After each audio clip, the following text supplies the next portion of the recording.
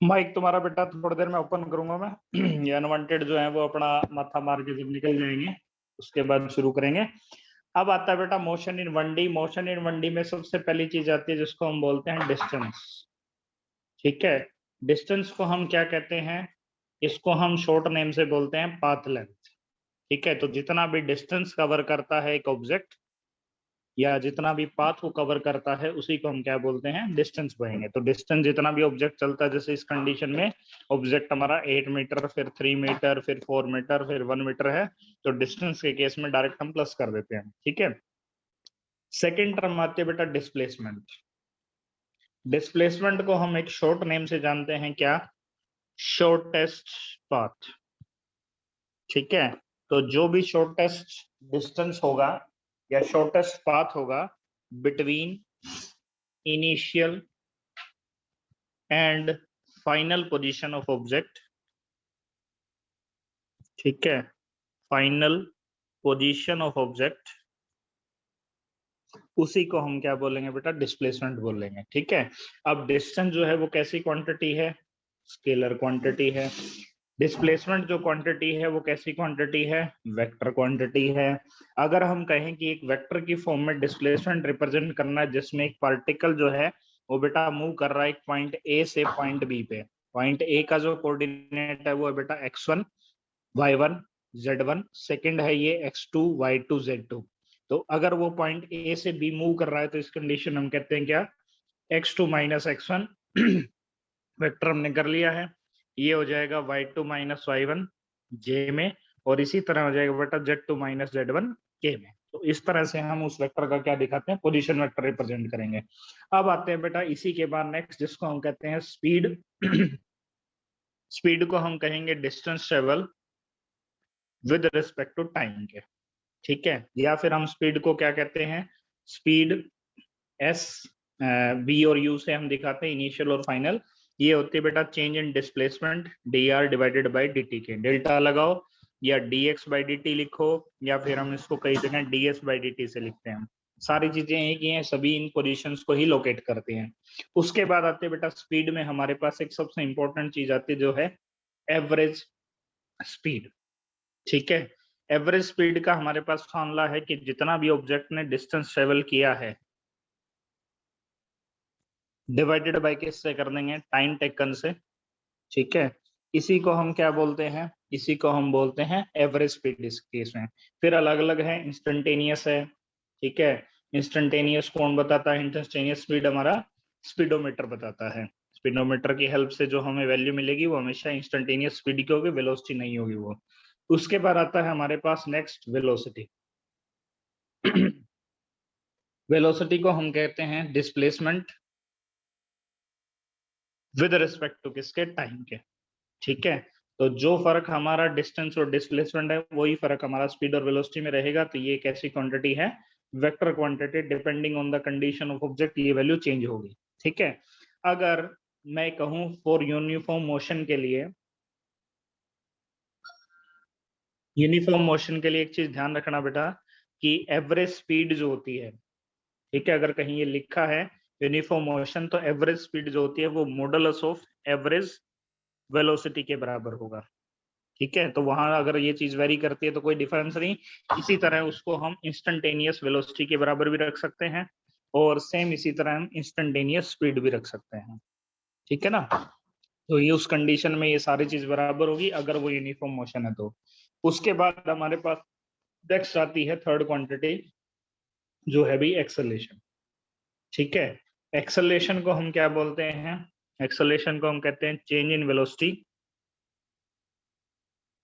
With respect to किसके? Time के। ठीक है, तो एक्सेलरेशन को हम लिख सकते हैं dv डिवाइडेड बाय dt के। ये भी एक वेक्टर क्वांटिटी है तो वेक्टर फॉर्म में इसको एक्सप्रेस कर सकते हैं। अगर मान लो एक ऑब्जेक्ट की लो एक्सेलरेशन हमें दिखानी तो एक्स एक्सिस में कितनी है, वाई एक्सिस में कितनी है, और जेड एक्सिस में कितनी, इस तरीके से हम उसको वेक्टर फॉर्म में लिख सकते हैं। उसके बाद कुछ 1D मोशन से रिलेटेड हमारे पास मोस्ट पॉइंट है इंपॉर्टेंट वाले। पहला पॉइंट है बेटा कि ऑलवेज डिस्टेंस जो है वो डिस्प्लेसमेंट से बड़ा होगा। ठीक है, अगर हमने डिस्प्लेसमेंट का यहाँ मैग्नीट्यूड की बात की है, क्योंकि वो वैल्यू 0 भी हो सकती है और नेगेटिव में भी आ सकती है।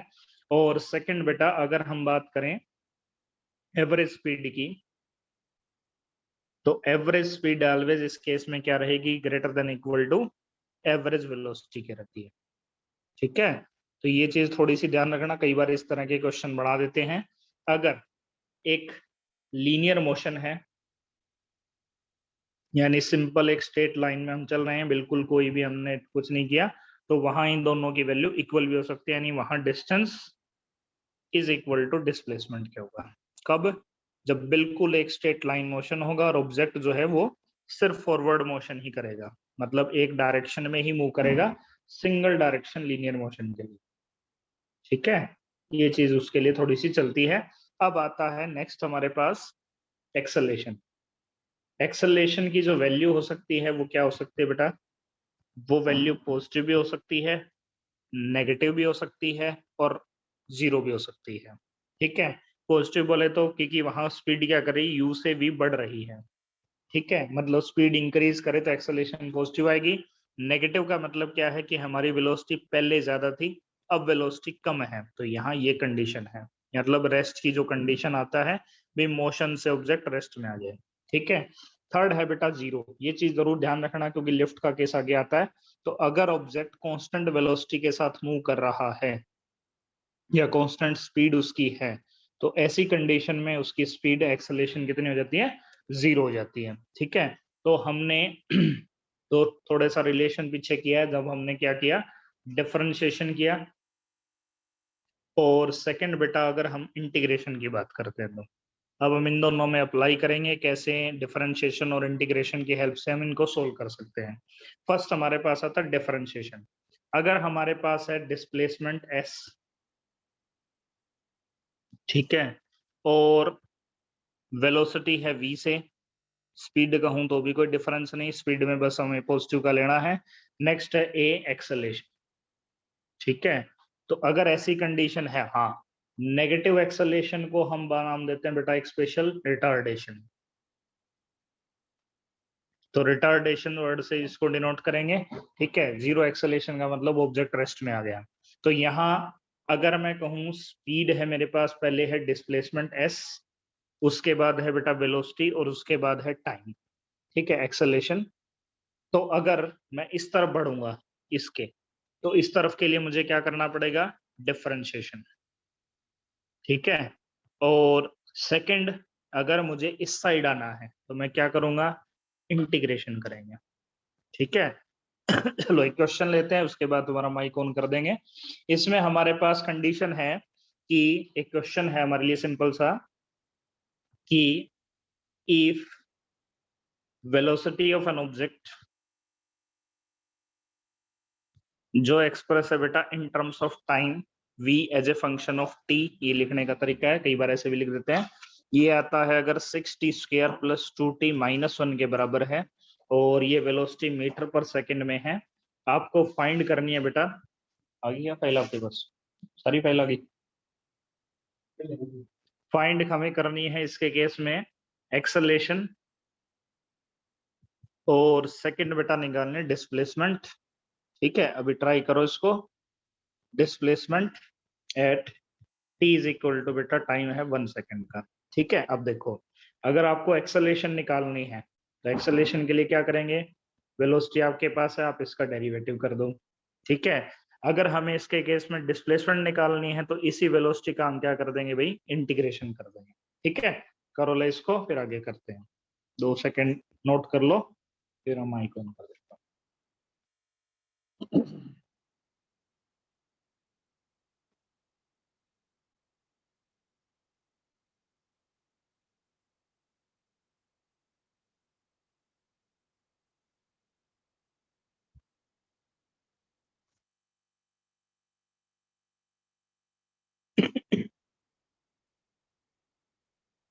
2 सेकंड रुकना बेटा।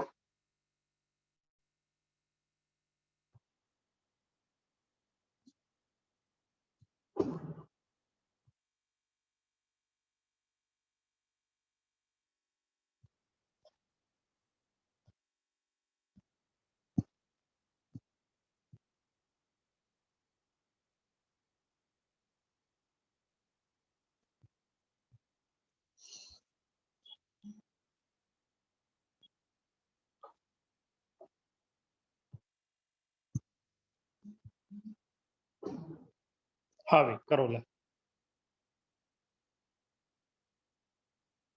सर एक्सेलरेशन तो 14 और डिस्प्लेसमेंट 4। तो हमने इसका डेरिवेटिव किया, ये हो गया बेटा 12t + 2। हमने t की वैल्यू रख दी, दिस विल बी 14 मीटर पर सेकंड स्क्वायर। ठीक है, नेक्स्ट हम बात करते हैं सेकंड कंडीशन के लिए, जिसमें हमें इसका इंटीग्रेशन करना है। तो ये हो जाएगा 6t³ divided by 3k plus ये आ जाएगा बेटा 2t² डिवाइडेड बाय 2 और 1 का इंटीग्रेशन t आ जाएगा। तो हमने इसको कैंसिल कर दिया, this will be equal to 2t³ plus में ये कैंसिल हो जाएंगे t² और ये आ जाएगा बेटा माइनस का t, वैल्यू रख दो, ये आ जाएगा डिस्प्लेसमेंट वैल्यू इक्वल टू 2 + 1 - 1, तो ये 2 मीटर इसके लिए। ठीक है, तो इस तरीके से जिस भी कंडीशन में हम चाहें वो वैल्यू निकाल सकते हैं। एक मैंने आपके ग्रुप में कल राजस्थान एग्रीकल्चर का एक पेपर डाला था, उसमें क्वेश्चन है बेटा, वो देख लो एक बार। इसमें अगर हम कहें कि इफ डिस्प्लेसमेंट ऑफ ऑब्जेक्ट जो है वो बेटा टाइम की फॉर्म में एक्सप्रेस है, जिसकी वैल्यू है 3t², इस तरह का क्वेश्चन है वो, +5t और +16 है। ठीक है, हमें फाइंड करनी है बेटा, फाइंड इस displacement when from initial to t = 2 है। ठीक है, अब यहाँ चक्कर क्या है बेटा, डिस्प्लेसमेंट आपको निकालनी है। ठीक है, फाइंड इट्स, सो को थोड़ा सा चेंज करते हैं, find its displacement from initial to, और ये चेंज करो, इसको कर लो 3t² + 60 कर लेते हैं। ठीक है, माइनस का 60, थोड़ा सा स्टेटमेंट मैंने अपनी तरफ से बनाई है, from initial to when its velocity is 0। ठीक है, देखो तो सबसे पहले हमारे पास क्या है, डिस्प्लेसमेंट है। हम क्या करते हैं, इनिशियल में निकालते हैं, टाइम को 0 रखते हैं, कितनी आएगी, ये हो जाएगा 3 - 0 + 16, तो इनिशियल डिस्प्लेसमेंट इसके केस में 16 मीटर। अब सेकंड कंडीशन में जब हम बढ़ते हैं तो वो हमें कह रहा है क्या, कि इसकी वेलोसिटी बेटा 0 हो जाए। तो वेलोसिटी 0 होने के लिए हमें वेलोसिटी निकालनी पड़ेगी dx/dt। तो हम इसका डेरिवेटिव कर देते हैं, कितना आएगा, ये हो जाएगा 60 - 6, और क्योंकि ये 0 के इक्वल है तो हमने इसमें 0 पुट कर दिया। तो टाइम जब बेटा 1 सेकंड होगा तो उसकी वेलोसिटी यहाँ इतनी कितनी होगी, 0 होगी। तो ये कंडीशन हमें उससे निकाल ली। अब सेम टाइम 1 जो है वो हम x में पुट करेंगे, कितना आएगा, ये आ जाएगा 3 - 6 + 16, तो this will be equal to 16 - 3 13 के। ठीक है, अब हमें डिस्प्लेसमेंट बतानी है।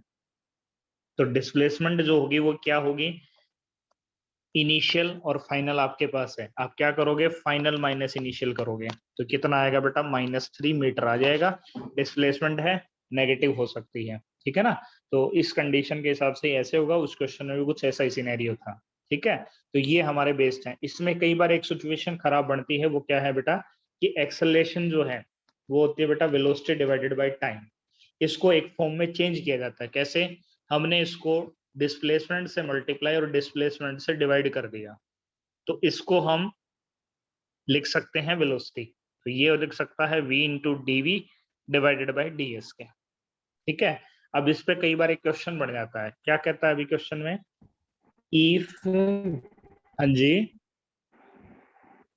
इससे ऊपर बोलो, वाले क्वेश्चन में हाँ जी, इंटीग्रेशन से नहीं होगा, 0 to 1 से इंटीग्रेशन डिस्प्लेसमेंट के लिए। हमें डिस्प्लेसमेंट निकालने और हमें डिस्प्लेसमेंट दे रखी है ना। ठीक है, हमें डिस्प्लेसमेंट निकालने और हमें डिस्प्लेसमेंट दे भी रखी है, तो वो तो कोई समस्या है ही नहीं इसमें। ठीक है, अगर मान लो इसके केस में एक्सेलरेशन होती, फिर हम रिवर्स आगे करते हैं, हमें तो स्टार्टिंग है, हमें तो बस ये पता करना है कि किस टाइम पीरियड पे इसकी वेलोसिटी 0 होगी।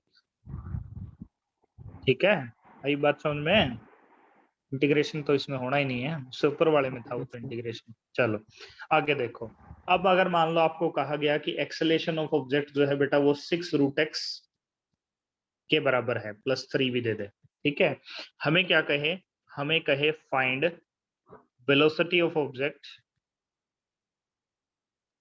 जब उसके लिए हमें बोला गया कि when x is equal to है बेटा इसमें 8 मीटर के बराबर। ठीक है, अब यहाँ हम क्या कर सकते हैं, हमें वेलोसिटी निकालनी है। डायरेक्ट तो हम टी की फॉर्म में काम कर नहीं सकते, तो डायरेक्ट टी की फॉर्म में काम ना करके हम इसको एक्स के टर्म में इंटीग्रेट करेंगे, ये एक स्पेशल केस होता है। तो जैसे एक्सेलेरेशन दे रखी है बेटा 6 रूट एक्स प्लस 3 के, एक्सेलेरेशन हमने पता है ऊपर से, तो ये हो जाएगी dv डिवाइडेड बाई dt। इसको अगर मैं dv डिवाइडेड बाई dx लिख दूं, क्योंकि डिस्प्लेसमेंट x की फॉर्म में है, इसको मैं dx बाई dt लिख देता हूं। तो इस dx बाई dt को हम ऊपर से क्या लिख सकते हैं, वेलोसिटी लिख सकते हैं। तो ये किसके बराबर आ जाएगा, this will be equal to 6 root x plus 3 into में v इंटू में dv और डिवाइडेड बाई आ जाएगा बेटा dx के बराबर, ठीक है ना। तो जब ऐसी कंडीशन में हम फंसेंगे तो हम क्या करेंगे, सबसे पहले उसको इंटीग्रेट करके टर्म वाइज चेंज ही कर देंगे। अगला काम हमारा इस कंडीशन में होगा कि 6 रूट एक्स प्लस 3 है, इस dx को हम एक साइड ले आए, v dv को हमने एक साइड कर दिया। अब बोथ साइड का बेटा इंटीग्रेशन करना है, इंटीग्रेशन कर दो, ये आ जाए किसके बराबर, 6 रूट एक्स, एक्स की पावर 1/2 है, इंटीग्रेशन क्या होगा, x की पावर आ जाएगी 3/2 डिवाइड बाई 3 और इंटू में 2 आ जाएगा। अगला करोगे तो ये आ जाएगा 3x, इसमें करोगे तो v स्क्वायर डिवाइडेड बाई 2 है, ठीक है। अब इसको थोड़ा सोल्व कर लो, ये कट जाएगा 2 पे, तो ये हुआ v will be equal to v square by 2, छोड़ो एक बार के लिए, ये हो जाएगा 4x की पावर 3/2 प्लस में 3x, ये 2 इसके साथ मल्टीप्लाई कर दो तो 4 2 जा 8, 3 2 जा 6 हो गया। और v की वैल्यू निकालने तो इस पूरे का क्या कर देंगे, रूट कर देंगे। अब जो x की वैल्यू आपको दी है 8, वो इसके अंदर पुट कर दो, ठीक है। अब x की वैल्यू 8 दी है, हम v की वैल्यू निकालते हैं तो 8 की पावर 3/2 कैसे सोल्व करोगे, इसको हम 8 को 2 का क्यूब लिख सकते हैं, ठीक है। वैसे तो ये सिंप्लीफाई नहीं होने जरा, मान लो हम x को 4 ले लेते हैं, कोई ऐसा नंबर आपको मिला है, क्योंकि न्यूमेरिकल मैंने बढ़ाया है तो इसलिए थोड़ी सी गलती इसमें है, इसमें x की वैल्यू 4 रख दो, ठीक है।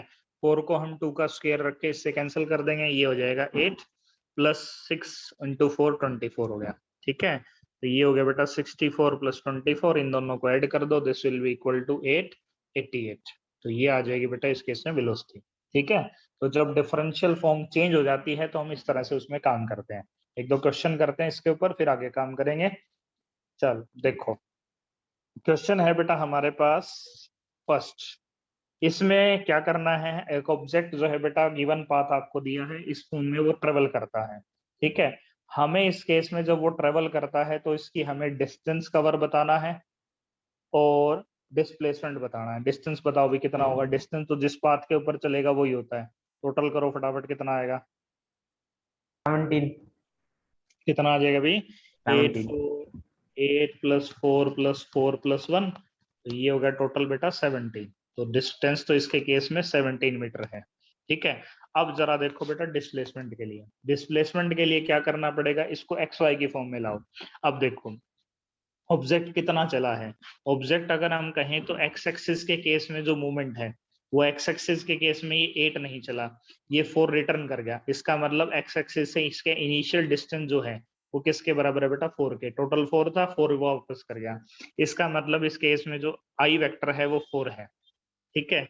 अब पॉइंट बाई कितना है, टोटल ये कितना ट्रेवल किया था वाई में 4, ठीक है, यहाँ ये 4 मूव किया और 1 इसने वापस कर दिया, तो जे में कितना ट्रेवल कर रहा है, जे में सिर्फ ये 3 मूव कर रहा है, वो भी डाउन साइड में। तो अगर मैं इसका डिस्प्लेसमेंट वेक्टर बनाऊं तो डिस्प्लेसमेंट वेक्टर आर हमने लिया, ये आ जाएगा बेटा 4i, और क्योंकि जे माइनस साइड में तो ये, तो इस पॉइंट का मैंने कोऑर्डिनेट ही निकाल दिया 4 - 3, ठीक है। अगर ये कोऑर्डिनेट्स मेरे पास आ चुके हैं तो मैं डिस्प्लेसमेंट निकाल सकता हूँ। निकालो भी, डिस्प्लेसमेंट वेक्टर में कैसे निकालते हैं, अंडर रूट एक्स का कोऑर्डिनेट का स्क्वायर प्लस वाई के कोऑर्डिनेट का स्क्वायर, तो ये बेटा हुआ 16 + 9, आंसर विल बी 5 मीटर, ठीक है। एंगल कितना होगा, तो एंगल इनके बीच में निकालने के लिए हम ट्रायंगल लगाते हैं। तो एक चीज आपने ये नोटिस की होगी, ये एक शॉर्टकट है 37 और 53 के लिए, ठीक है। तो इसके केस में जो साइड है वो 3 4 और 5 है, तो यहाँ वही सेम कंडीशन है, ये 3 ये 4 ये 5, तो एंगल जो होगा वो कितना आ जाए बेटा, 37 डिग्री आ जाएगा। तो हम इसका एंगल भी पता कर सकते हैं, 37 डिग्री है, ठीक है ना। तो इस तरह से एंगल आ जाएगा। नेक्स्ट पढ़ो जरा, ये एवरेज वेलोसिटी का मोस्ट फेमस क्वेश्चन है, इस तरह के क्वेश्चन बहुत मिलेंगे तुम्हें। इसमें क्या दिया अभी, एक ऑब्जेक्ट जो है वो first half of the distance जो है वो वेलोसिटी v के साथ चलता है, सेकंड हाफ जो चलता है बेटा वो v2 के साथ चलता है, इसके केस में हमें एवरेज स्पीड निकालनी है, ठीक है। अब एवरेज स्पीड के लिए हम क्या करेंगे, first half of the distance है, मान लिया s है, सेकेंड हाफ द डिस्टेंस है, उसको भी हम s मान लेंगे, ठीक है। s/2 लेना चाहो तो वो भी ले सकते हो। तो टोटल इसके केस में डिस्टेंस डबल है, s/2 s+s हो गया। वेलोसिटी से टाइम कैसे निकलता है, तो हमने बोला डिस्प्लेसमेंट डिवाइडेड बाय वेलोसिटी कर दो तो टाइम आ जाएगा। तो यहाँ इसके केस में इसको सोल्व कर लो, ऊपर हो गया बेटा 2s, नीचे करोगे तो s कॉमन ले लो, ये आ जाए 1/v1 + 1/v2। तो यहाँ s से s कैंसिल हो गया, तो ये आ जाए कितना 2v1 v2 divided by v1 + v2 क्या आ जाएगा, ठीक है। अब इसके केस में कई बार सिचुएशन घुमा देते हैं, 3/4 उससे करेगा, 2/5 उससे करेगा, तो सेम उसी तरह से सोल्व होना है। एक नेक्स्ट देखो, इसमें भी थोड़ा सा फर्क है। क्या दिया बेटा, इसमें आपको दिया है टाइम के हिसाब से, उसमें दिया था डिस्टेंस के हिसाब से, ठीक है। अब इसके केस में टाइम की वैल्यू स्पीड के हिसाब से वेरी करेगी। चलो देखो क्या कह रहा है, इसमें कह रहा है कि इनिशियल वेलोसिटी v1 थी, अदर टाइम इसने इसके साथ, फिर वेलोसिटी v2 ही, अदर टाइम इसके साथ है। तो हम की बार यहाँ टाइम कांस्टेंट है, तो मान लेते हैं कि ऑब्जेक्ट जो है वो पॉइंट ए से बी मूव कर रहा है, जिसमें पहला टाइम इंटरवल t है, सेकेंड टाइम इंटरवल भी t है। इसके केस में डिस्प्लेसमेंट मान लो s1 कर रहा है, इसके केस में डिस्प्लेसमेंट s2 कर रहा है, हमें तो वेलोसिटी पता है, ठीक है। अब यहाँ से वेलोसिटी जो है वो किसके बराबर होगा भाई, डिस्प्लेसमेंट डिवाइडेड बाय टाइम के, ठीक है। तो यहाँ से अगर मैं डिस्प्लेसमेंट निकालूं तो क्या होगी, ये हो जाएगी v1t के, समझ गए। इसी तरह s2 निकालोगे तो वो क्या हो जाएगी बेटा, v2 × t के। तो हम फार्मूला लगाते हैं, average speed will be equal to, ये आ जाएगा v1t + v2t divided by time, तो दोनों को हमने हाफ में बांट ही दिया। तो यहाँ से फार्मूला बना गया v1 + v2 divided by 2k। तो ये एक तरह का शॉर्टकट भी कई सिचुएशन में बनता है। अगर मान लो एक पाथ के लिए हमें दे रखा है भी, ए पॉइंट से बी पॉइंट गया, बी पॉइंट से ए पॉइंट आया, एक फेमस क्वेश्चन भी है इसका, क्या, मान लो कि एक ऑब्जेक्ट पॉइंट ए से बी जा रहा है, ए से बी जो है वो डिस्टेंस ट्रेवल करता है 4 मीटर पर सेकंड से, रिटर्न जब वो आता है तो वो 6 मीटर पर सेकंड से आता है। इसमें एवरेज स्पीड कितनी होगी, हाँ भाई कितनी आएगी। अब क्या सेम है यहाँ, यहाँ बेटा s की वैल्यू सेम है, तो s की वैल्यू सेम था तो हमारा फार्मूला ये वाला लगेगा, एवरेज स्पीड आ जाएगी कितनी, 2v1 × v2 divided by v1 + v2 10 कर दिया, ठीक है। अगर मैं इस केस में आपसे एवरेज वेलोसिटी पूछूं तो ध्यान से जवाब देना, वेलोसिटी कितनी होगी इसके लिए, 0। 0 हो जाएगी, 0। क्योंकि ऑब्जेक्ट जो है वो उसी कंडीशन में वापस लौट आया है, ठीक है। चलो ये क्वेश्चन है बेटा, इसमें डिस्प्लेसमेंट जो है वो टाइम की फॉर्म में दे रखी है, आपको इनिशियल स्पीड निकालनी है और स्पीड एट t = 4 निकालनी है। करो जल्दी से, डेरिवेटिव करना और कुछ नहीं है।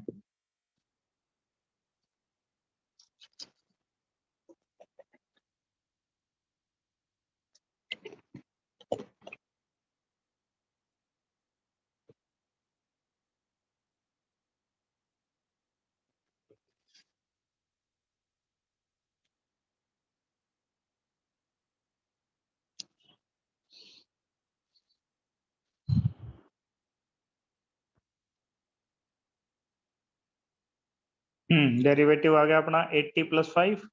इनिशियल स्पीड का मतलब क्या होता है कि जब टाइम 0 हो, तो ये तो कितनी आ जाएगी, 5 मीटर पर सेकंड ही आ जाएगी, और t = 4 पे भाई 37 37 मीटर पर मीटर सेकंड। पर सेकंड। इसमें थोड़ा सा ध्यान रखना, सेंटीमीटर में दे रखा है, तो सेंटीमीटर पर सेकंड में लिख देंगे आपका, मीटर की बजाय सेंटीमीटर पर से, थोड़ा सा सिस्टम इन्होंने इस तरह का दे रखा है। एमसीक्यू फॉर्म में कोई दिक्कत नहीं आती, थोड़ा सा सब्जेक्टिव पॉइंट ऑफ व्यू तब दिक्कत आएगी, ठीक है। ये अभी करेंगे, प्रोजेक्टाइल मोशन के अपने हैं। फर्स्ट क्वेश्चन देखो भाई, फर्स्ट क्वेश्चन में क्या कह रहा है, 2/5 ऑफ द टोटल डिस्टेंस है वो स्पीड है बेटा v1। उसके बाद नेक्स्ट बोला इसने कि 3/5 जो डिस्टेंस है वो ट्रेवल करेगा बेटा किस स्पीड के साथ, v2 के साथ। एवरेज स्पीड बतानी है, बताओ भाई ऑप्शन कौन सा आएगा, करके देखो, अभी किया था इस तरह का।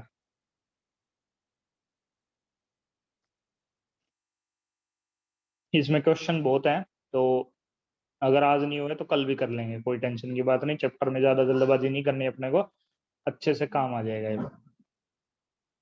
हो गया भाई, अरे रे रे रे रे,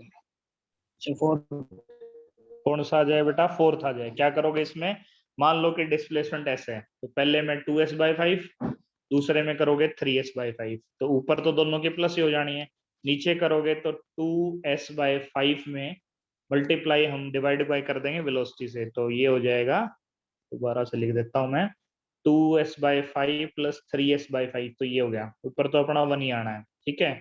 नीचे 2s/5 के साथ डिवाइड में v1, इसी तरह 3s/5 के डिवाइड में v2 है। तो एक चीज तो फिक्स है, एलसीएम लोगे तो 5 आएगा, और 5 नीचे आएगा तो ऊपर जाएगा, तो किस ऑप्शन में है, फोर्थ में ही है बस, ठीक है ना। इस तरह से निकल जाएगा। अब ये क्वेश्चन पढ़ो सेकंड।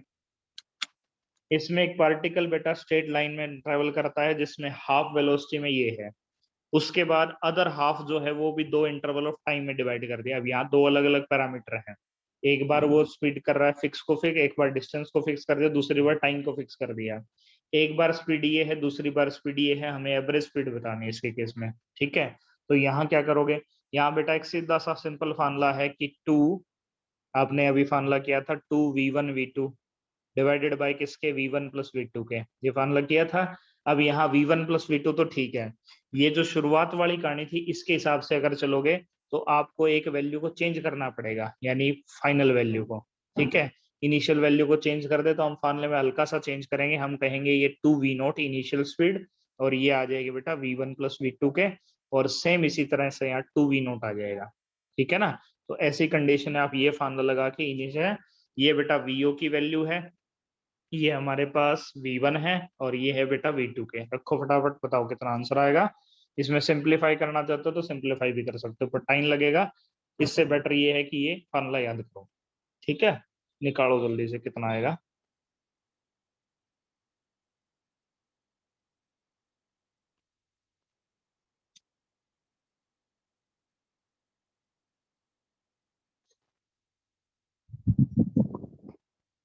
फर्स्ट फर्स्ट आ जाएगा, फर्स्ट ए आ जाएगा, ठीक है।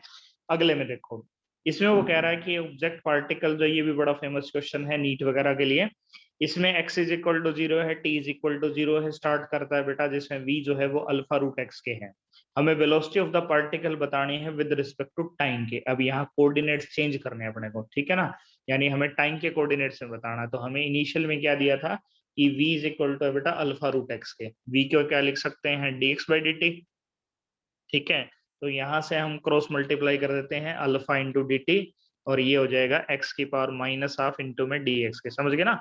1/√x होगा, 1/√x को मैं इस तरह से लिख रहा हूँ। अभी दोनों साइड का कर दो बेटा इंटीग्रेशन, इससे आप डिस्प्लेसमेंट निकाल सकते हो। तो कितना आएगा इंटीग्रेशन, अल्फा इंटू टी, इसका करोगे तो पावर बेटा हो जाएगी पॉजिटिव, तो ये होगी 2√x के, ठीक है। पॉजिटिव पावर हुई 2√x आया, तो यहाँ से √x किसके बराबर हो जाएगा, अल्फा टी के, और x किसके बराबर हो जाएगा, अल्फा स्क्वायर इंटू में √x की वैल्यू दे, अच्छा वेलोसिटी निकालनी है, इसकी वैल्यू डायरेक्ट रख देते हैं। हमारा ये जो है वो अल्फा 2√x जो है वो अल्फा टी के बराबर है, ठीक है। अब एक चीज का ध्यान दो कि v जो है वो किसके बराबर थी बेटा, अल्फा √x के, तो यहाँ से √x की वैल्यू रख दो वेलोसिटी में, डायरेक्ट आंसर सोल्व हो जाए, ये हो जाएगा v divided by alpha is equal to alpha into t के। तो हम लिख सकते हैं कि v किसके बराबर होगा, v इज इक्वल टू हो जाए बेटा alpha square T divided by 2 के, ठीक है ना। तो इस तरीके से वो वैल्यू हम सब्स्टिट्यूट भी कर सकते हैं। दोबारा इंटीग्रेशन में पंगे क्यों पड़े, क्योंकि हमें तो टाइम की फॉर्म में रखना, दोबारा कर देंगे तो फिर वो टाइम की फॉर्म में नहीं आएगा। तो इस तरीके से ये आया। अब इसमें पूछा था बेटा किस प्रोपोर्शन में, तो हमने पता है टी के प्रोपोर्शन में था, तो टी आ जाएगा, ठीक है। चलो नेक्स्ट पढ़ो। इसमें दिया है बेटा एक ट्रेन है जो एक्सेलरेट करती है रेस्ट से कांस्टेंट अल्फा के साथ, जो डिस्टेंस x1 है, फिर टाइम वो लेती है x2, इसके बाद थोड़ी सी बार डिस्प्लेस कांस्टेंट रेट से एक्सेलरेट तो कर रही है, जिसमें टाइम और डिस्टेंस ये है। After that it retards with an acceleration beta, distance कितना ट्रेवल कर रही है वो x2, टाइम कितना लिया t2 में, और फाइनली वो रेस्ट में आ गई। पहले एक्सेलरेट करेगी फिर वो डी एक्सेलरेट करेगी, ठीक है।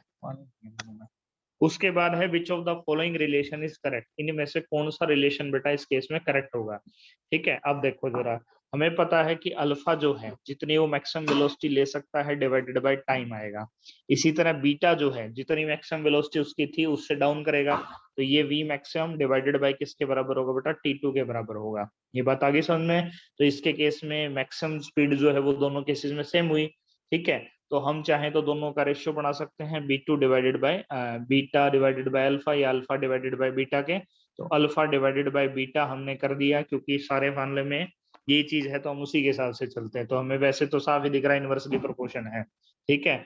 यानी अगर हम बीटा को अल्फा से डिवाइड करेंगे तो बेटा ये चीज साफ आएगी T1 डिवाइडेड बाई T2 के। तो इनमें से किसमें है, इसमें ये नहीं है, इसमें है, ठीक है। इसमें T2 के है, ये चीज भी ठीक हो सकती है, और ये वाला अपना वैसे ही चला गया। तो अब दो ऑप्शनों में से एक की बारी है। अब इन दोनों ऑप्शनों में ये चीज तो ठीक है, ठीक है। अब फर्क किसका है, वो एक्स वाला फर्क है। तो यहाँ एक्स वाले फर्क को हम कैसे बताएंगे, हमें फॉर्मूला पता है बेटा, तीन इक्वेशन थी, v square minus u square is equal to 2as के, ठीक। यू की वैल्यू 0 मान ली मैंने, ठीक है, बाद वाले में वो होगी।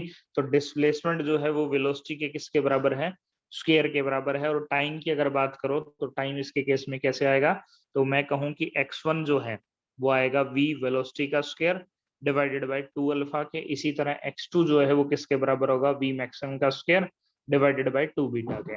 अब अल्फा और x में कैसा रिलेशन है, इनवर्सली है। और अल्फा और उसका जो रिलेशन है टाइम का वो भी हमारा इनवर्सली था। इसका मतलब x1 जो है वो T1 के साथ आना चाहिए, ठीक है। और x2 जो है वो हमारा T1 के साथ है। तो x1 T1 इसमें है, x2 T2 इसमें है, ठीक है। इसका मतलब ये रिलेशन हमारा बिल्कुल इस कंडीशन के हिसाब से परफेक्ट बैठ रहा है, समझ गए ना। इसमें ये गड़बड़ हो रही है उल्टी वाली, ठीक है। तो ये रिलेशन जो हमने बनाया है ये वाली चीज ये हमें काम आएगी इसके केस में। चलो नेक्स्ट देखो, which of the following represent uniformly accelerated motion, इनमें से कौन यूनिफॉर्मली एक्सेलरेटेड मोशन को दिखाता है। तो यहाँ हमारे पास यूनिफॉर्म एक्सेलरेशन मोशन की थोड़ी सी कंडीशन की बात आती है। यूनिफॉर्म एक्सेलरेशन के केस में क्या होता है भाई, इक्वेशन लगती है s is equal to u t plus half a t square लगती है। यानी जो डिस्प्लेसमेंट है वो टाइम के स्क्वायर के बराबर यहाँ आनी चाहिए, ठीक है। तो क्या पहले में आएगी, पहले में चेक करो, पहले में चेक करते हो तो x का स्क्वायर आएगा जो किसके बराबर है t minus a divide by b. तो यहाँ तो ये चीज नहीं आ रही, डिस्टेंस का स्क्वायर आ रहा है। इसमें ये डायरेक्टली प्रोपोर्शन है, ये भी नहीं है। इसमें थर्ड वाले में आएगी ये चीज, t का स्क्वायर हो जाएगा ना, ठीक है। इसका मतलब थर्ड ऑप्शन ठीक है, ये उस वाले में भी बात नहीं बन रही क्योंकि सिर्फ t का रूट है, पूरे का होता तो काम बनता, ठीक है। चलो एक ये देखो, सिक्स्थ क्वेश्चन, कुछ एक क्वेश्चन मैं तुम्हारे साथ डिस्कस कर ही देता हूँ, उससे तुम्हारा काम इजी हो जाएगा। हाँ नेक्स्ट बोलो भाई, सिक्स्थ में एक पार्टिकल है बेटा जो क्या करता है, एक्सपीरियंस करता है constant acceleration 20 second after starting from the rest है। If it travels distance of s1 जो डिस्टेंस है वो क्या कर रहा है, वो 10 सेकंड में, और s2 डिस्टेंस जो है वो अगले 10 सेकंड में। अगले 10 सेकंड का मतलब टोटल टाइम कितना होगा, इनिशियल से 20 होगा ना, इनिशियल का 10 प्लस इसका 10, ठीक है। अब यहाँ इनिशियल वेलोसिटी 0 थी तो हम इक्वेशन लगाए s is equal to u t plus half a t square. तो ये तो 0 हो जाएगा, इनिशियली रेस्ट में था। तो s1 के लिए हम क्या कहेंगे, ये आ जाएगा हाफ a, और t है बेटा 10। इसी तरह s2 में क्या लगेगा, 1/2 a, टाइम हो गया बेटा 20 का स्क्वायर। तो दोनों का अगर रेशियो बढ़ाओगे तो 10/20 यानी 1/4 आएगा। तो किस ऑप्शन में हमें 4 दे रखा है, S2 जो है उसके केस में ये आ जाएगा 4s1 के आ जाएगा। एक छोटी सी चीज ध्यान रखना, इसके केस में हमें S1 S2 बताना है, लेकिन जो S2 है इस केस में वो किसके बराबर है, S2 एक्सल S2 नहीं है, वो इनिशियल से है, यानी इसको S लिख लें एक बार के लिए, ठीक है। और ये S जो है वो किसके बराबर होगा, ये S जो है वो S प्लस S2 के बराबर होगा। तो वो एक चीज इसमें से आके माइनस होगी। अब बच्चे इसी से बड़ा आंसर निकालने की कोशिश करते हैं, तो ये गलती इस क्वेश्चन में मोस्ट कॉमनली होती है, ठीक है ना। इसका मतलब इसमें क्या आएगा, इसके केस में 3 वाला ऑप्शन आएगा, ठीक है ना। थोड़ा ध्यान से करना है क्वेश्चन। चलो और कौन सा था इसमें,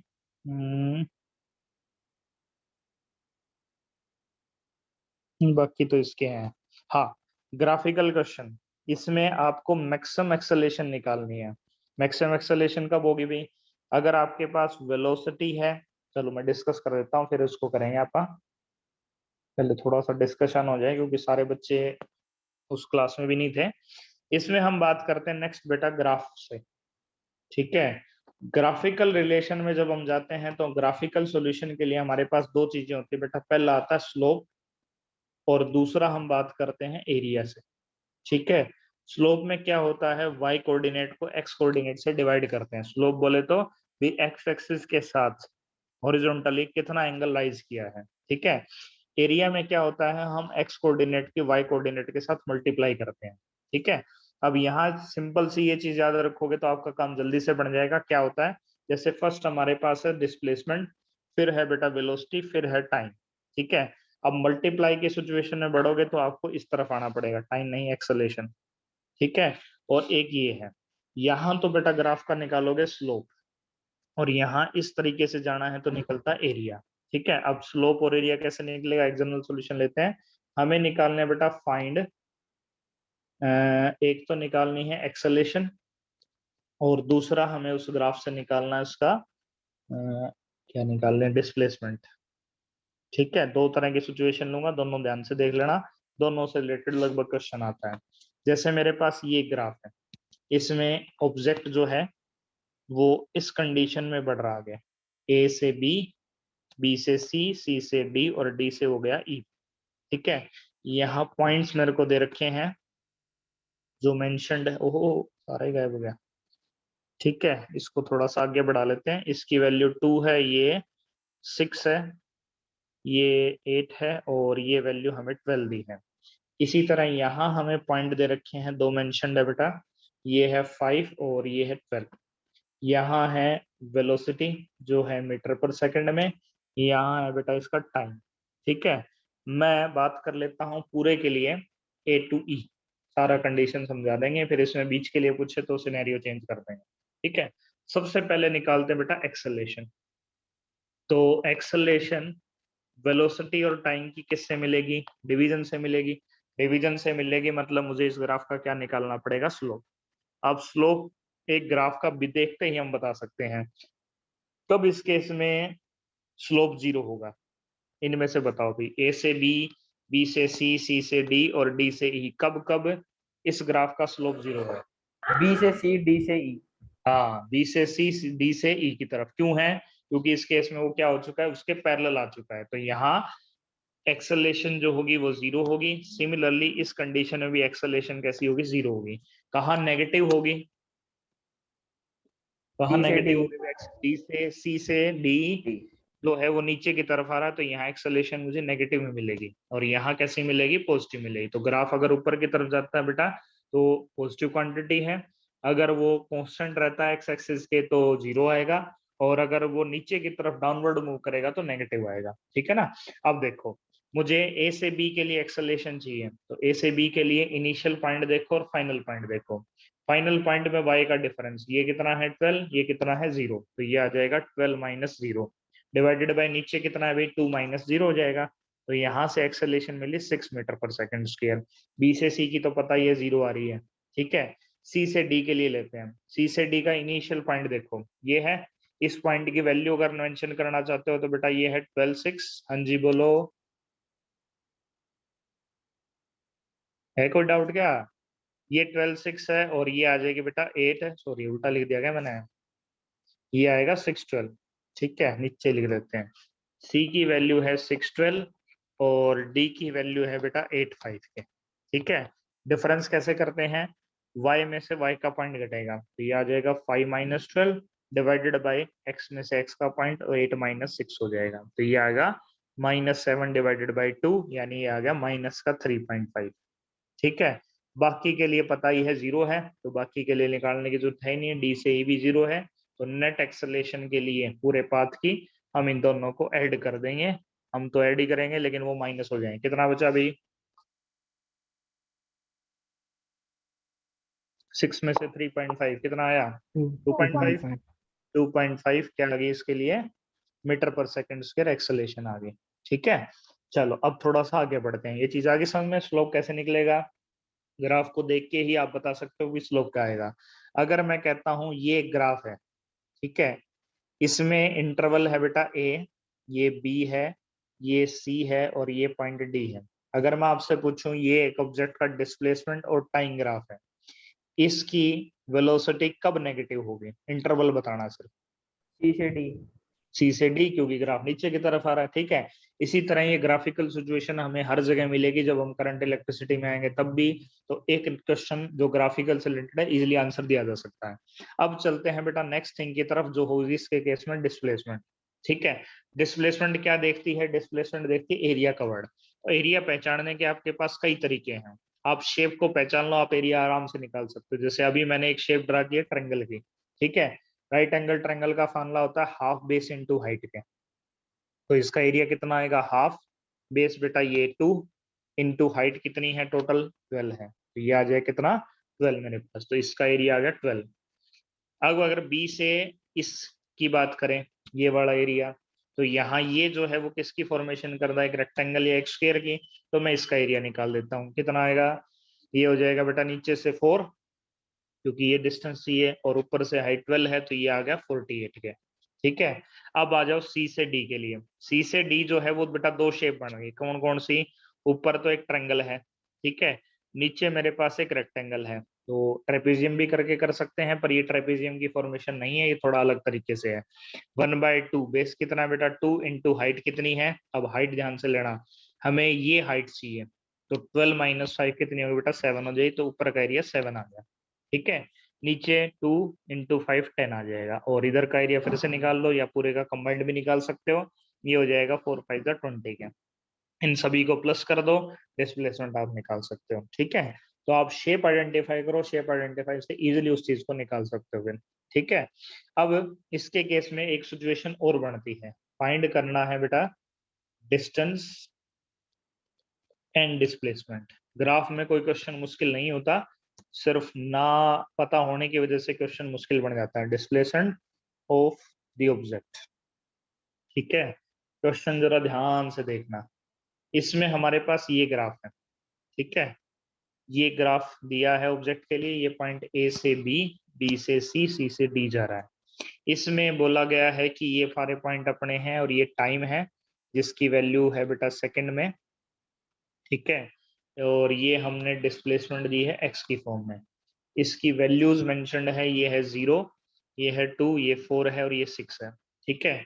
यहाँ ये पॉइंट दिया है बेटा 5, और नीचे का जो पॉइंट दे रखा है बेटा वो दे रखा है -4, ठीक है। अब देखो, डिस्टेंस जो है वो एक स्केलर क्वांटिटी है, और डिस्प्लेसमेंट जो है वो एक वेक्टर क्वांटिटी है। तो इनके सॉल्यूशन में फर्क बस इतना ही है कि वेक्टर हमारा नेगेटिव हो सकता है। तो ऊपर तो ए से बी ये जो शेप आ रही है एबीसी की, वो कैसी है? वो एक ट्रायंगल फॉर्म में है, ठीक है। राइट एंगल ट्रायंगल से एरिया निकाल देंगे। ये हो जाएगा 1/2 बेस कितना बेटा? 4 इंटू हाइट कितनी? 5, तो कितना आ गया? 10 आ गया। तो इसका एरिया आ गया 10, ठीक है। इसी तरह नीचे का निकालोगे तो ये 2 इंटू में हाइट अपनी -4 है, तो इसको सोल्व किया तो ये कितना आ गया? 4 2 8 आ गया, ठीक है। अब ध्यान से डिस्टेंस में करोगे तो हम दोनों को प्लस कर देंगे, 10 + 8, आंसर इज 18 मीटर। अगर हम बात करेंगे डिस्प्लेसमेंट की, तो हमें इन दोनों को क्या करना है? माइनस करना है। क्यों? क्योंकि वो नेगेटिव साइड में गया। तो 10 - 8 कितना आ जाएगा? 2 मीटर आ जाएगा, ठीक है ना। तो स्केलर और वेक्टर क्वांटिटी के हिसाब से ग्राफिकल क्वेश्चन में इस तरह से आप वेरिएशन करोगे, बाकी इसमें कोई डिफरेंस खास नहीं है, ठीक है। चलो अब आगे देखो। नेक्स्ट आप बात करते हैं, कोई वेटिंग रूम में बैठा है क्या? नहीं है। चलो देखो फिर, अब इसमें थोड़े से क्वेश्चन लेते हैं, फिर उसके ऊपर आगे डील करेंगे। जैसे यही क्वेश्चन है, इसके केस में हमें मैक्सिमम एक्सेलेरेशन बतानी है बेटा ऑब्जेक्ट की। तो एक्सेलेरेशन कैसे निकलेगी? वेलोसिटी टाइम से, स्लोप से कि एरिया से? बोलो भाई, किससे निकालोगे एक्सेलेरेशन? स्लोप से सर। स्लोप से देख करेंगे, ठीक है। तो हम यहाँ स्लोप से चेक करते हैं कि कब है। ग्राफ को देख के ही आप ये पता कर सकते हो कि कहाँ मैक्सिमम स्लोप आएगा। देखो, यहाँ एंगल आपको कम लग रहा है, ठीक है। यहाँ इस पॉइंट पे एंगल बहुत ज्यादा है, शार्प है, एकदम से शार्प कर उठी है। इसका मतलब मैक्सिमम आपको यहाँ मिलेगा, ठीक है। फिर भी एक बार चेक कर लेना, मेरा भरोसा मत करना। कई बार ग्राफिकल क्वेश्चन में शुरुआत की बात होती है, इस एक्सेलेरेशन पूछी तो वो हम इसमें निकाल सकते हैं। इसमें वैसे भी रिटार्डेशन आएगी। तो 30 से 40 एक बार चेक करो कितना आएगा, स्लोप निकाल दो। इनिशियल पॉइंट आपको पता ही है 20 है, और ये वाला पॉइंट 60 है, नीचे आपको दिख ही रहे हैं।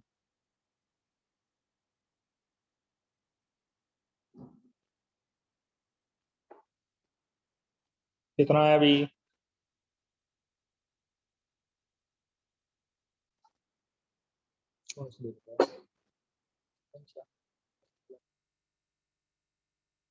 कितना है भाई?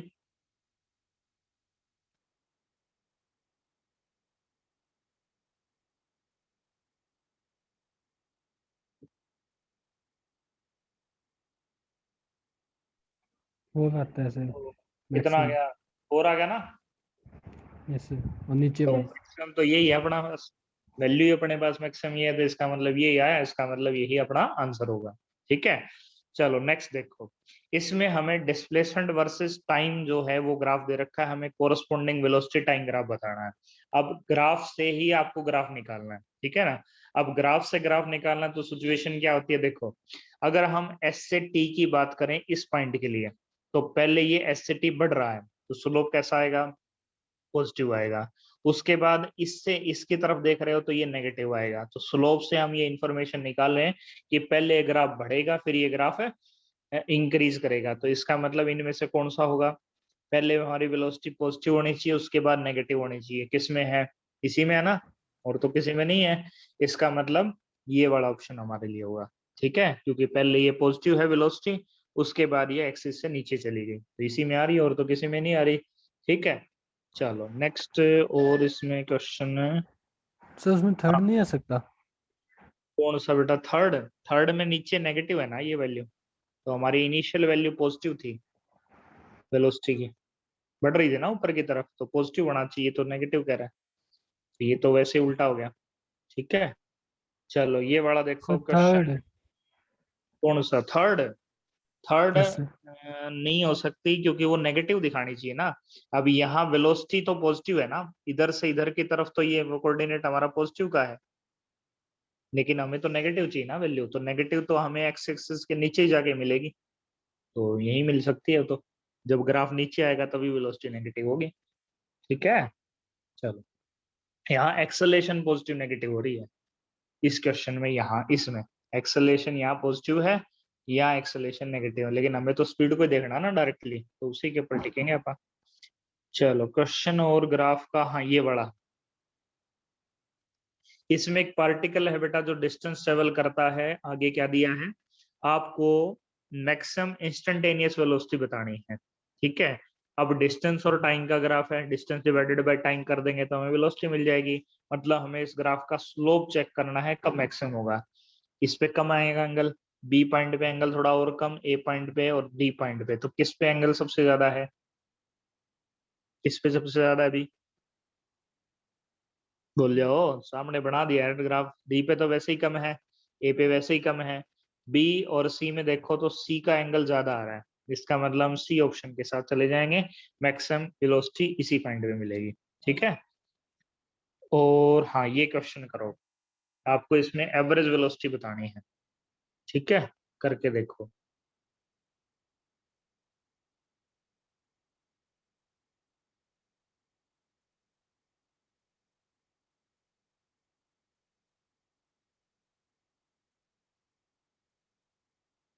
देखो ये क्वेश्चन बहुत ही सीधा है, इसमें कोई लंबा चौड़ा काम नहीं है। आपको इसके केस में एवरेज वेलोसिटी बतानी है, तो एवरेज वेलोसिटी होती है टोटल डिस्टेंस ट्रेवल। इनिशियल में भी जीरो था, फाइनल में भी कितना है बेटा? जीरो ही है, क्योंकि आगे वो वही मिल गया ना। तो डिस्प्लेस डिस्टेंस इस ट्रेवल में कितना है? जीरो ही है, इनिशियल माइनस फाइनल। तो कितना आंसर आना चाहिए? कितना आना चाहिए? जीरो ही आना चाहिए, तो ये ऑप्शन हो जाएगा। ठीक है, क्वेश्चन सोल्व करने की जरूरत ही नहीं है। चलो अगले में करो फिर। इसमें आपको maximum height attend by the object निकालनी है। ठीक है, तो मैक्सिमम हाइट के लिए क्या करोगे? इस ग्राफ का एरिया निकालोगे कि स्लोप निकालोगे? स्लोप निकालोगे कि एरिया निकालोगे? वेलोसिटी और टाइम का ग्राफ है, वेलोसिटी इनटू टाइम क्या होती है? डिस्प्लेसमेंट ही होती है, यानी हाइट ही होगी अपने। ठीक है, इस कंडीशन में तो इस ग्राफ का एरिया निकाल दो। मैक्सिमम निकालना है तो मैक्सिमम जहां एरिया कवर करेगा वही होगा, तो मैक्सिमम एरिया ये ऊपर की तरफ ही कवर कर रहा है, निकालो आंसर कितना आएगा।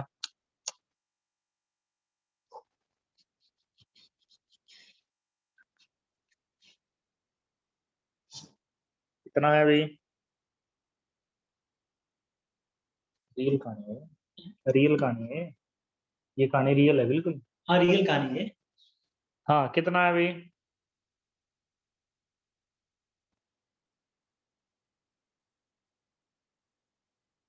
सोच विचार करने की वैसे इतनी जरूरत नहीं है।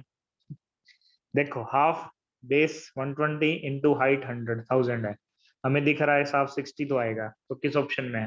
किलोमीटर में आती रहेगी, वो अपना काम ही नहीं है, अपना काम तो मैग्नीट्यूड पकड़ना है, तो फोर्थ ऑप्शन में है ही। ठीक है, चलो।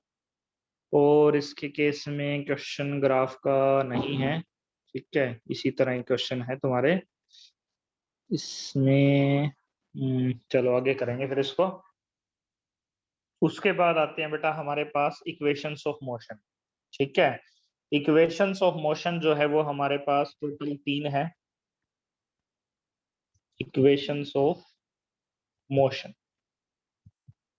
इक्वेशंस ऑफ मोशन में जो सबसे पहली इक्वेशन है वो बेटा क्या है? फर्स्ट है v is equal to u plus a t के।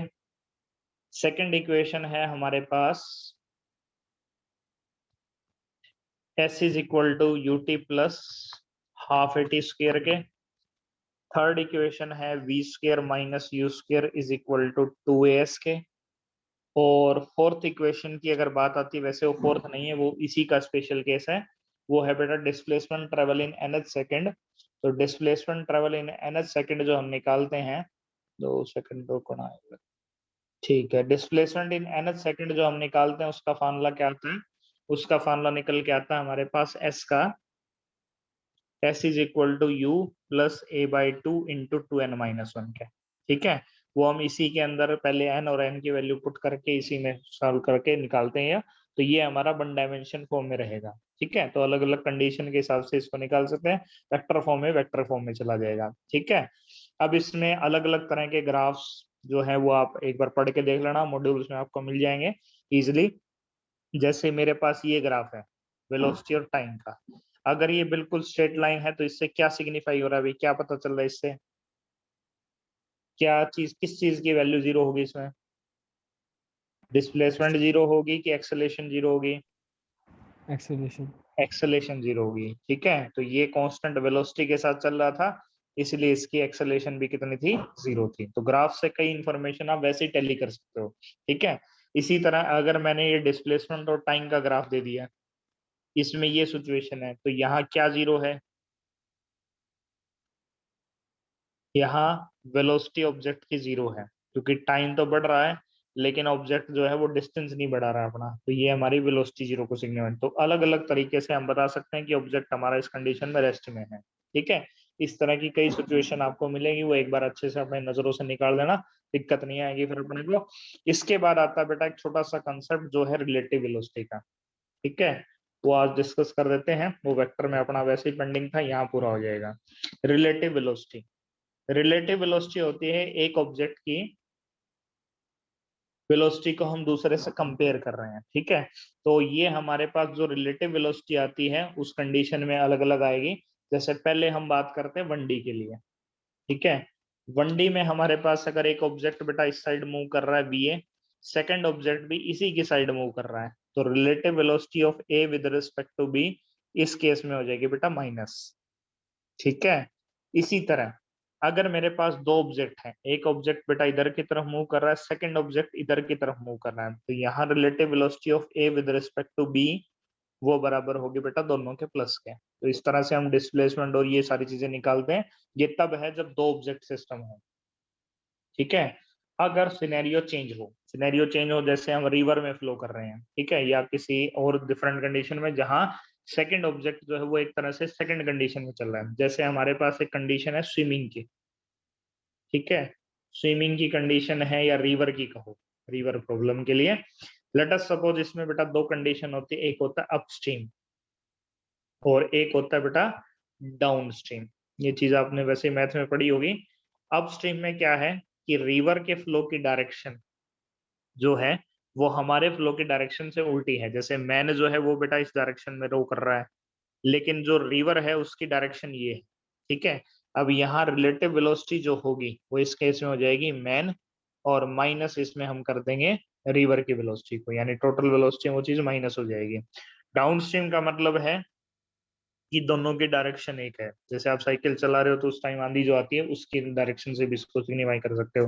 तो यहाँ मेरे पास जो रिलेटिव स्पीड होगी वो दोनों की बेटा इस केस में प्लस हो जाएगी। ठीक है ना, तो यहाँ दूसरा सिस्टम है वो 2 ऑब्जेक्ट सिस्टम में था, ये अलग सिस्टम में है, ठीक है। अब रिलेटिव वेलोसिटीज होती है बेटा वो 2 डायमेंशन सिस्टम में भी आती है। सेकंड हम करते हैं 2D के लिए। 2D मोशन में जो एक फर्स्ट मोस्ट फेमस कंडीशन है वो हमारी है रेनमैन प्रॉब्लम, ठीक है। रेनमैन प्रॉब्लम में हमने क्या किया कि हमारे पास बेटा एक मैन है, ठीक है। वो मैन जो है वो क्या कर रहा है, वो इस डायरेक्शन में मूव कर रहा है, ठीक है। इसी तरह रेन जो है वो फॉल कर रही है बेटा एक फिक्स डायरेक्शन के साथ डाउनवर्ड में। तो एक अम्ब्रेला वो होल्ड करता है, तो किस डायरेक्शन में अम्ब्रेला को होल्ड करेगा वो हमें निकालना है। तो यहाँ ये नेगेटिव वीएम हो जाएगी इस साइड में, इसी तरह वी आर जो है वो उल्टी डायरेक्शन में नेगेटिव का होगा। यहाँ अगर मैं ये अम्ब्रेला होल्ड कर रहा है और अम्ब्रेला होल्ड करके वो पर्सन खड़ा है, तो यहाँ इस कंडीशन में जो ये वेलोसिटी आएगी वो होगी relative velocity of man with respect to man के। तो यहाँ वी आर एम जो निकल के आती है relative velocity of man with respect to rain के, ये हो जाएगी वेलोसिटी ऑफ रेन का square plus velocity of man का स्क्वायर, अगर ये दोनों आपस में परपेंडिकुलर है। तो अगर किसी और कंडीशन में होए तो फॉर्मूला थोड़ा सा चेंज होगा, जिसको हम triangle law of vector addition से निकाल सकते हैं। अगर किस डिग्री एंगल की बात करें, वो किस डिग्री एंगल पे अम्ब्रेला को होल्ड करेगा, तो वो हो जाएगा बेटा tan inverse velocity of man divided by velocity of rain के। तो ये ध्यान रखना कि मैन ऊपर आएगा और रेन नीचे आएगी। एमआरएम से इसको याद रखना, एमआरआर मैन रेशियो रेन, ठीक है। इस रेशियो में जब लोगे तो उस कंडीशन से हमसे उसको निकाल सकते हैं। एक छोटा सा सिनेरियो और आता है जिसमें रिवर प्रॉब्लम ही हमारी है, ठीक है। इसमें भी वही कंडीशन है, रिवर बोट प्रॉब्लम भी बोलते हैं, रिवर मैन प्रॉब्लम भी बोलते हैं। अब की बार क्या है भाई, ये है इसमें स्ट्रीम की डायरेक्शन तो है बेटा, ये स्ट्रीम का मतलब जो पानी बह रहा है उसकी स्ट्रीम है, लेकिन अब की बार जो बोट रो हो रही है वो क्या हो रही है, इसके परपेंडिकुलर मूव कर रही है, ठीक है। तो इसके केस में हम कहते हैं पहला कंडीशन आती है कि अगर वो पॉइंट ए से चला पॉइंट बी पे, लेकिन वो जाएगा कैसा, टेढ़ा, ठीक है, क्योंकि ये बोट की जो स्पीड है वो उस कंडीशन में रिजल्टेंट की वजह से डेविएट कर जाएगी। तो यहाँ जो शॉर्टेस्ट पाथ होगा, जो इसके केस में शॉर्टेस्ट पाथ आएगा, this shortest path will be equal to velocity, अगर इसकी वैल्यू निकालें वी साइन थीटा जो है वो इस केस में हमारे जैसे ये एंगल थीटा आएगा, तो इसके 2 कंपोनेंट बना लेंगे। हमारा जो बोट का कंपोनेंट है वो वी को साइन थीटा के बराबर हो जाएगा, ठीक है। तो यहाँ हमारे इस कंडीशन में ये स्ट्रीम की स्पीड हमारी ये हो जाएगी, इसके केस में रिवर स्पीड बोल लें, आर से लिख लो इसको, ठीक है। रिवर से याद रहेगा वी आर जो है वो वी साइन थीटा होना चाहिए। तो साइन थीटा जो है वो इसके केस में वी आर डिवाइडेड बाय जो रिजल्टेंट वेलोसिटी होगी उसके केस में वो डिवाइड हो जाएगा, मतलब दोनों की स्पीड आपस में डिवाइड कर देनी है। और टाइम ऑफ क्रॉसिंग जो आएगा वो इसके केस में बराबर हो जाएगा टोटल जो डी डिस्टेंस है between the one and to another, ये हो जाएगा इसके केस में d upon v cos theta, ठीक है। तो हम इससे टाइम ऑफ क्रॉस भी निकाल सकते हैं। अगर आपको इसके केस में कोई पूछ ले कि मिनिमम टाइम कितना होगा, तो मिनिमम टाइम के लिए हम कह देते हैं कि हमारा जो कोस थीटा है वो इसके केस में 1 हो गया, ठीक है। तो टी मिनिमम जो है वो इसके लिए बराबर हो जाएगा डी डिवाइडेड बाई वी के। तो ये छोटे छोटे स्पेशल केस हैं, ये याद रखना, कई बार रिलेटिव वेलोसिटी में चीजें आ जाती हैं, ठीक है। तो इस तरह से डिफरेंट सिनेरियो में रिवर बोट प्रॉब्लम में हम काम करेंगे। इसके बहुत से क्वेश्चन आपके उसमें दिए हैं, तो वो हम आगे डिस्कस करेंगे फिर, ठीक है। अब इसमें आता है बेटा motion under gravity, motion under effect of gravity, ठीक है, सीधा ग्रेविटी लिख लेते हैं ना। इसमें हमारी बस इक्वेशनों का चेंज होना है। पहला इक्वेशन जो हमारी बन जाएगी वो बन जाएगी v इज इक्वल टू थी बेटा u प्लस ए टी के, ठीक है। अगर मैं कहूँ कि इनिशियल वेलोसिटी 0 है और एक्सेलेरेशन जो है वो g के बराबर है, तो हमारी पहली इक्वेशन बनी v इज इक्वल टू किसके, gt के। सेकंड इक्वेशन आएगी बेटा h height is equal to half gt square के, और थर्ड इक्वेशन आएगी v square will be equal to 2gh, ठीक है। यहाँ हमने ये माना है कि इसकी इनिशियल वेलोसिटी 0 है, तो इस कंडीशन में है, ठीक है। इसमें हम कहें कि वेलोसिटी आफ्टर फॉल कितनी होगी या वेलोसिटी अलग अलग टर्म में, इसमें एक छोटा सा सिनेरियो आता है बेटा कि अगर हम बात करें सक्सेसिव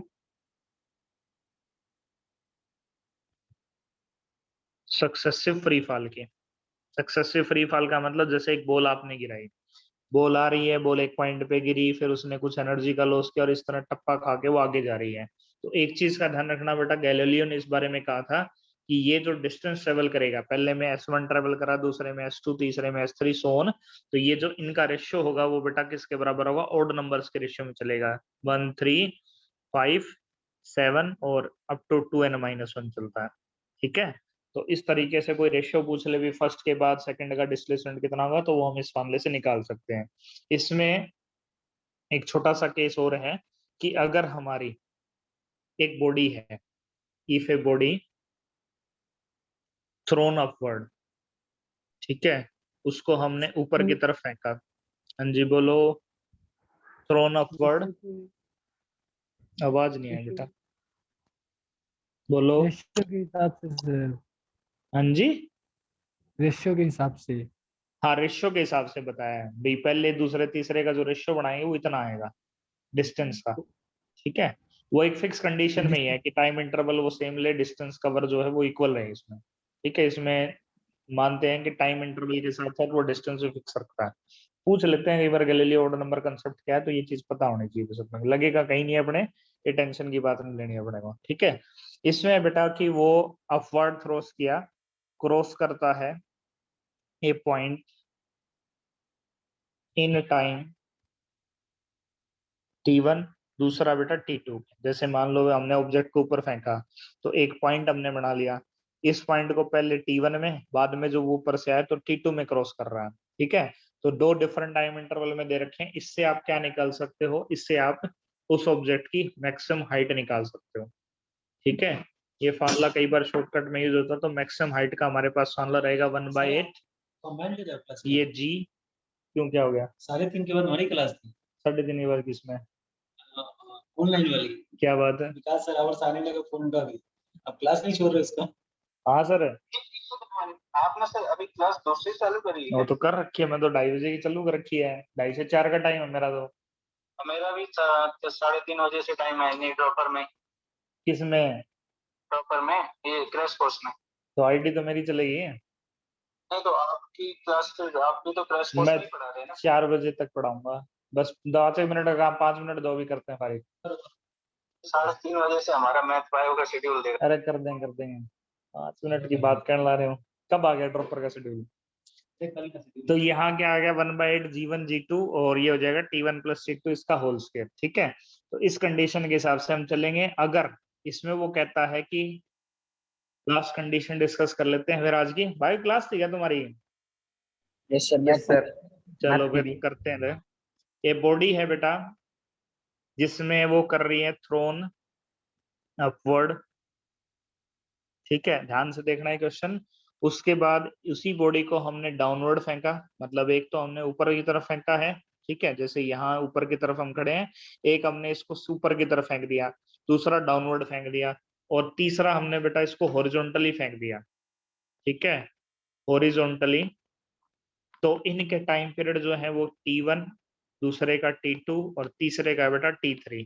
तो यहाँ ये तीनों कनेक्टेड होंगे कैसे? T3 जो है वो √T1 T2 के बराबर होता है। ठीक है, तो आपको कोई एक पता हो, दूसरा निकालना हो, दो दे रखे हैं, तीसरा मिसिंग है, तो आप निकाल सकते हो। और इसके केस में जिस हाइट से उसको थ्रो किया गया था, ठीक है, हाइट ऑफ थ्रो का फार्मूला जो रहेगा, बता दिया करो, क्लास चल लगनी है, मेरे को पता ही नहीं था। ये हो जाएगा ½ G और T1 × T2 के लिए। ठीक है, तो ये है बेटा फ्री फॉल। फ्री फॉल के बाद अब बच गया अपना प्रोजेक्टाइल मोशन, जो कल करेंगे आप। ठीक है, सिर्फ आज इतना ही डीलिंग आप करते हैं। इसमें मैं क्वेश्चन आज सारे डाल दूंगा, ठीक है, वो एक बार करके देखना। उनमें से जो क्वेश्चन नहीं आएगा वो फिर हम कल की क्लास में डिस्कस करेंगे। 2 दिन लग जाए कोई दिक्कत नहीं है, क्योंकि इंपॉर्टेंट चैप्टर है, लगभग इससे 3 से 4 क्वेश्चन आते हैं। ठीक है ना, तो इस चैप्टर को छोड़ना नहीं है अपने को, वेरी इंपॉर्टेंट पार्ट में उठता है। ठीक है, चलो फिर आज की क्लास तुम्हारी खत्म करनी पड़ेगी मेरे को उसकी वजह से। चलो ठीक।